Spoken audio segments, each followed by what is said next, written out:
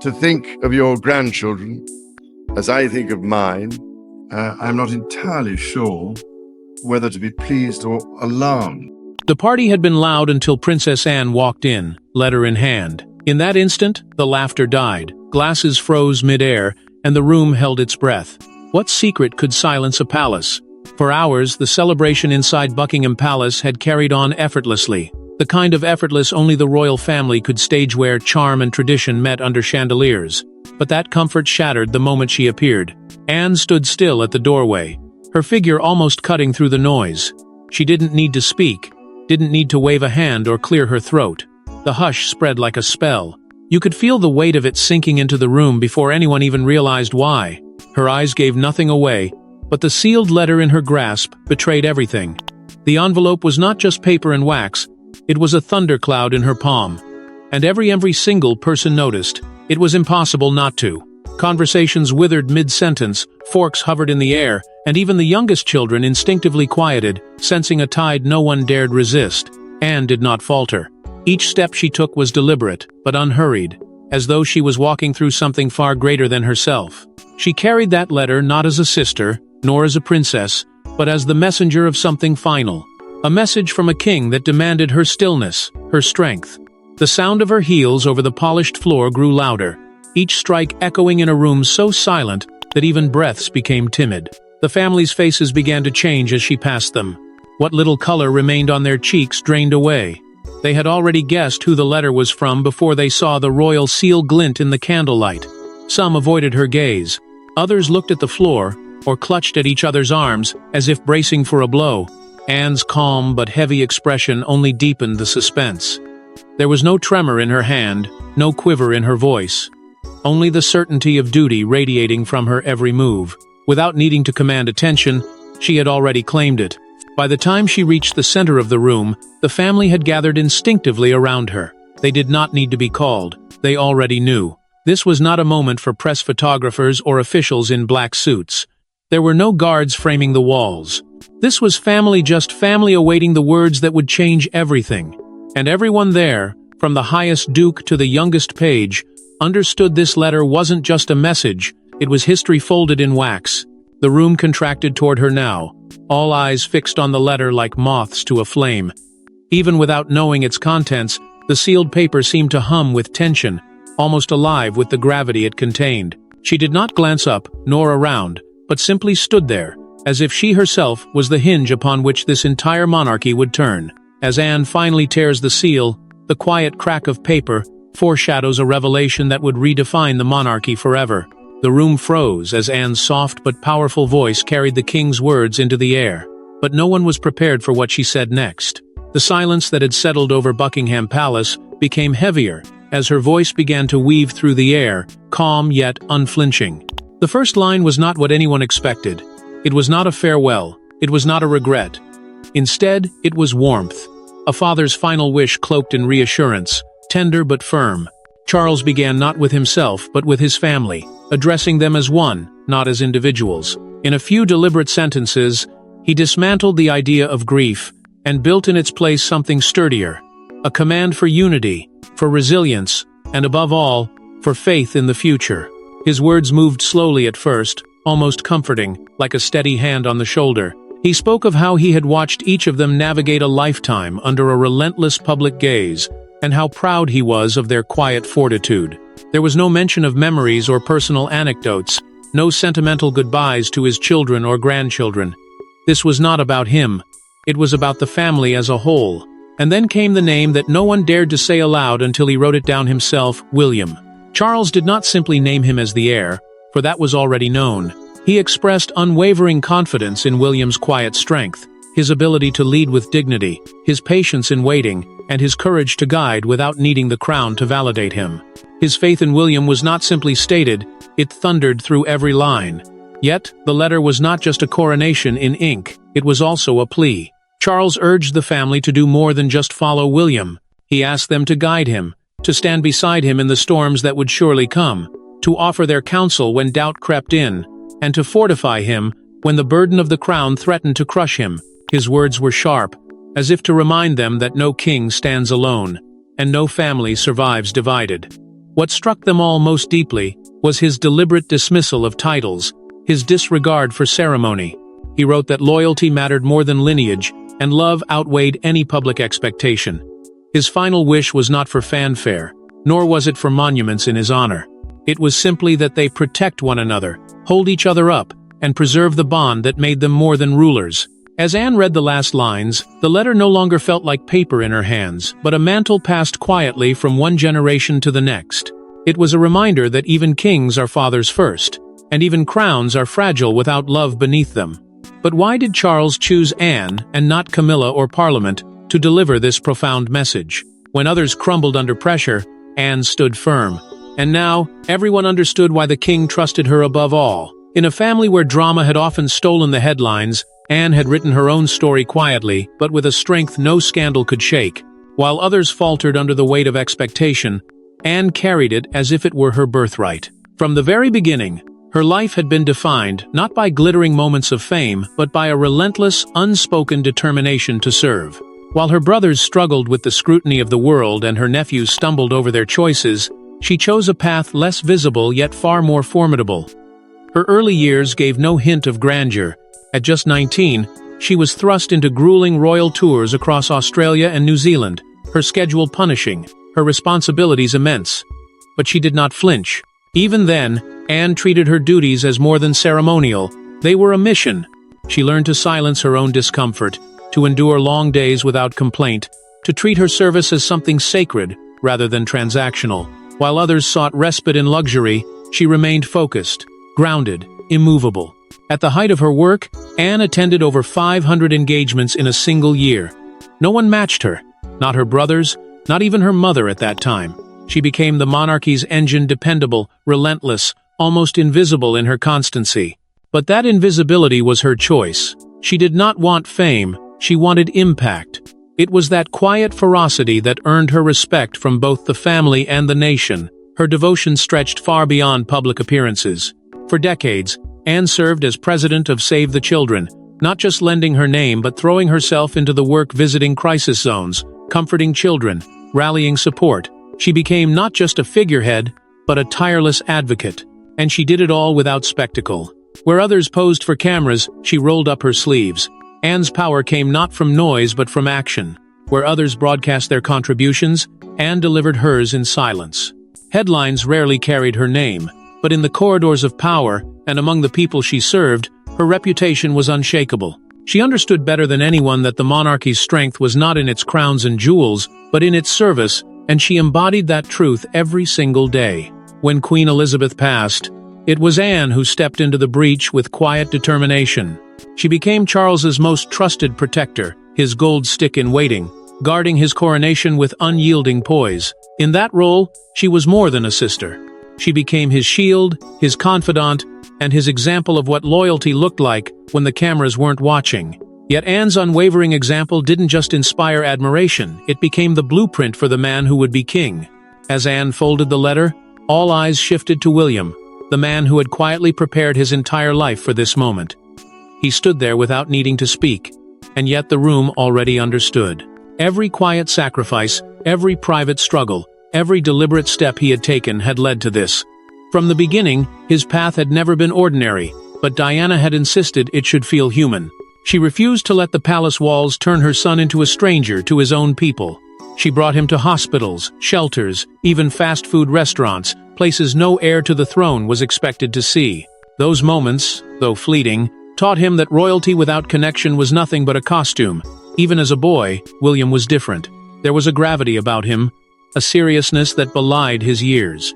Where others saw privilege, he saw duty waiting to crush him, and so he learned to carry himself with quiet strength.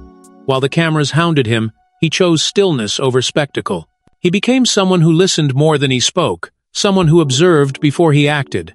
But the world was not kind enough to let him remain a boy for long. When Diana died, everything that had been fragile inside him cracked.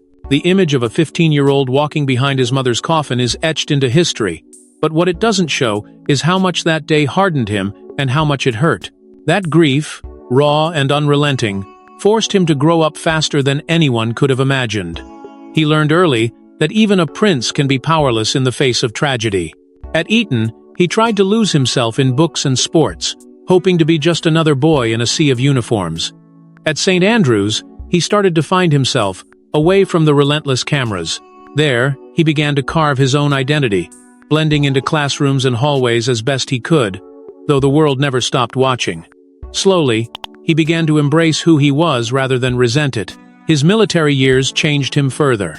At Sandhurst, he endured the relentless discipline and earned the respect of fellow soldiers, not as a prince, but as a man willing to work and sweat beside them. The search and rescue missions in the Royal Air Force brought him face to face with fear, loss, and courage. Saving lives taught him something the palace never could: that the weight of a crown is nothing compared to the weight of another human's life in your hands. As the years passed, he stepped into his royal role not with thunder, but with resolve. With each ribbon cut, each hand shaken, each promise made, he carried himself with quiet dignity, as though already rehearsing for the day he'd no longer have to rehearse. Yet even a future king needs someone to anchor him, and that's where Kate enters the story. In the midst of William's burdens, one person brought him balance, and changed the future of the monarchy forever. When William met Kate Middleton at St. Andrews, it wasn't a headline, it was a lifeline. In a world that scrutinized his every move, she didn't flinch. Their connection wasn't built on titles or expectations, but on something far more elusive: understanding. While others saw a prince, she saw a man trying to hold himself together under the crushing weight of his birthright, and he, in turn, saw in her a kind of calm that couldn't be faked. Their friendship blossomed not under royal spotlight, but through shared classes, quiet moments, and a rare kind of normalcy William had been denied since birth. Kate was not drawn to the palace walls or the golden traditions. She came from a grounded family, raised with simplicity and strength. That contrast became her gift. While the world expected her to mold herself into a royal, she reshaped what royalty could be. Her presence was never loud, never forced, but always felt. She didn't just adapt to the institution, she softened it, made it warmer, more real. Their wedding wasn't just a celebration, it was a signal flare. After years of scandal, loss, and public disillusionment, it was a moment of clarity. The monarchy wasn't dead, it was evolving. With Kate at William's side, the public saw not a prince clinging to duty, but a man choosing love, partnership, and the future. The nation exhaled. For the first time in a long while, the crown felt steady again. Kate's impact wasn't defined by pageantry. It was revealed through her empathy. She didn't simply attend events, she listened. Her warmth wasn't rehearsed, it was instinct. From mental health campaigns to addiction recovery, from early childhood advocacy to her work with grieving families, Kate made the royal voice sound less like a speech and more like a hand reaching out. She never pretended to have all the answers, but her presence said what so many needed to hear: you're not alone. She brought her own passions into the fold: art, photography, and storytelling, not as hobbies, but as tools for healing. Her photographs of her children weren't polished portraits but snapshots of joy, mischief, and love. They felt honest. They felt human. That's what Kate did. She humanized a family that had, for so long, been trapped behind tradition. In Kate, William found not just a wife, but an equal.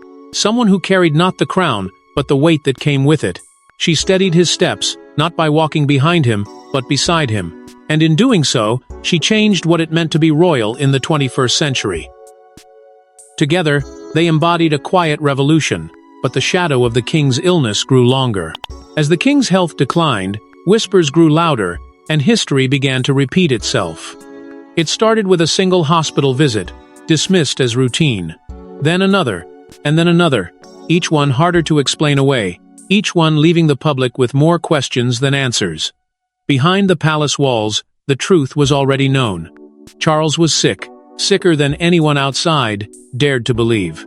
When the diagnosis finally came of cancer, it was delivered carefully, shrouded in reassurances that it was manageable and not prostate.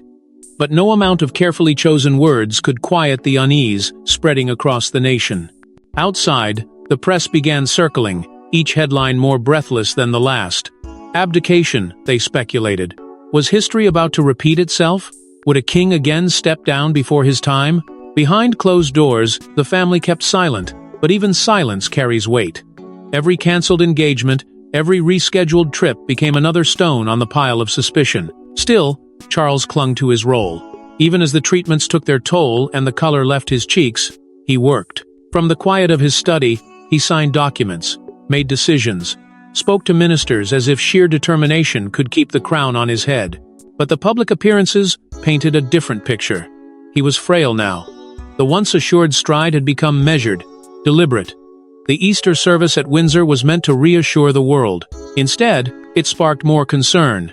He smiled, he waved, but his eyes betrayed exhaustion. And just when the nation thought it couldn't grow more anxious, another shadow fell. Camilla, too, began to falter.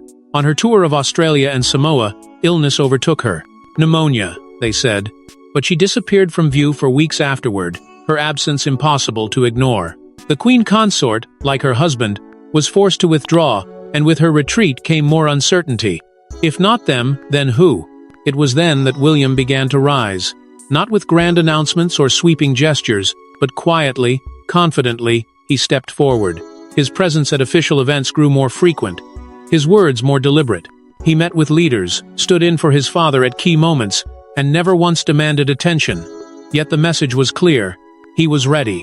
Where Charles was fading, William was filling the void, and people noticed. But the idea of a king stepping down isn't just modern gossip. It's a memory etched in royal history. Could the unthinkable happen again? The last time a king stepped down, it shattered the nation and changed history forever. It was December 1936, when the unimaginable became reality. King Edward VIII, a man born into the ultimate duty, stunned the world by walking away from the throne. Not for politics, not for war, but for love, a love the crown could not sanction. His choice to marry Wallis Simpson, an American divorcee, defied the church, the government, and the rigid expectations of his people. In choosing her, he abandoned the very identity he had been raised to embody. In a single broadcast heard around the globe, he relinquished the crown and passed it to his brother. That decision scarred the monarchy, reshaped its future, and left an unspoken fear that such a fracture could happen again. But Edward VIII was not the only monarch to feel crushed by the weight of a crown. History offers quiet whispers of other kings who surrendered their thrones not always for love, but often because the role itself became impossible to bear. In 1668, Polish King John II, Casimir Wasa, abdicated under the strain of unrelenting political pressures and personal tragedy, choosing peace of mind over power. And centuries later, in 2014, Spain's King Juan Carlos stepped aside in favor of his son, citing failing health and the need for a younger hand to guide the nation through turbulent times. Abdication remains one of the most controversial acts a monarch can commit, a break in the centuries-old contract between sovereign and subject. Rare, but never entirely impossible. It is more than just a personal decision. It's a legal and cultural earthquake that demands parliaments convene, laws adjust, and entire nations recalibrate. To walk away is to risk destabilizing everything the crown claims to stand for. And yet, as Charles's illness grows more visible, many can't help but see faint echoes of Edward's emotional turmoil in his weary face. The weight of the crown, once only symbolic, now seems almost physical on his shoulders, and behind palace doors, whispers of preparation grow louder. Not declarations, not plans, but readiness, a quiet contingency. There are clues if you know where to look. Senior staff moving in and out of meetings at odd hours. Advisors drafting possible scenarios, each more delicate than the last. Nothing official, nothing spoken aloud, but the rhythm of the palace has changed. Something is stirring. Because every crown, no matter how dazzling, carries its toll. It promises glory but demands sacrifice. It isolates. It erodes. And there comes a point where even a king must ask himself if duty is worth what it takes from him. As the past loomed large, Buckingham Palace began setting the stage for the next chapter. Without fanfare, they began to step forward, a new era unfolding, before anyone dared say it aloud. In the shadow of uncertainty, William and Catherine didn't wait to be told what to do. They understood the silence in the room, the weight of expectation building quietly on their shoulders. And so, step by deliberate step, they moved closer to the center of power, filling the void left by a weary king and a faltering queen. At first, their presence was subtle. More events here, more handshakes there, but soon it became impossible to ignore. What once seemed temporary was clearly becoming permanent. They started to appear at state dinners and ceremonies with increasing frequency, standing in for Charles without ever making it seem like a challenge to his authority. Together, they met with global leaders, diplomats, and dignitaries, their composure unmistakable, their unity undeniable. William spoke with a steady confidence, while Catherine brought a warmth that disarmed even the most skeptical politicians. Each encounter made them look less like the future and more like the present. But they were not content to simply inherit a throne. They were quietly redefining what it meant to sit on it. Together, they set about modernizing the monarchy not through declarations but through actions that spoke louder than tradition. They brought accessibility where there had been distance, empathy where there had been protocol. They were not afraid to lean into humanity, showing the public that royalty could listen, could feel, and could understand. Their embrace of modern tools was no accident. They took to social media with precision, not as celebrities chasing attention but as a couple offering a rare glimpse behind the curtain. Videos of visits, candid photos with children, clips of laughter and small moments of compassion. These were not just posts. They were reminders that the monarchy was not just an institution but a family. And the younger generations, so often detached from the old ways, began to take notice. Public opinion shifted with surprising speed. Where before there had been doubt and criticism, now there was admiration. People spoke of William and Catherine as the embodiment of everything the monarchy should aspire, to be strong yet kind, regal yet relatable. Their quiet confidence and undeniable unity made them feel inevitable. Not simply heirs, but rightful leaders waiting for the moment to step fully into their roles. It wasn't just their composure that won people over, but the sense that they were already carrying the monarchy forward without needing to be crowned. They didn't need a proclamation to claim the trust of a nation. They had earned it with every gesture, every word, every silent act of steadiness. But with Anne's revelation, the whispers turned into certainty, and all eyes turned to William. The letter was folded, but its meaning lingered the weight of a crown, now resting on William's shoulders. It wasn't merely a farewell scribbled in ink. It was a quiet but unyielding command, a father's last decree that his family must stand united behind the son who would lead them through the storms to come.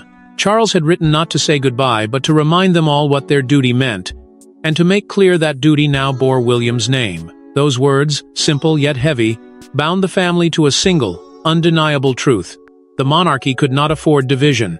It would endure only if its bloodline remained intact and its loyalty unwavering.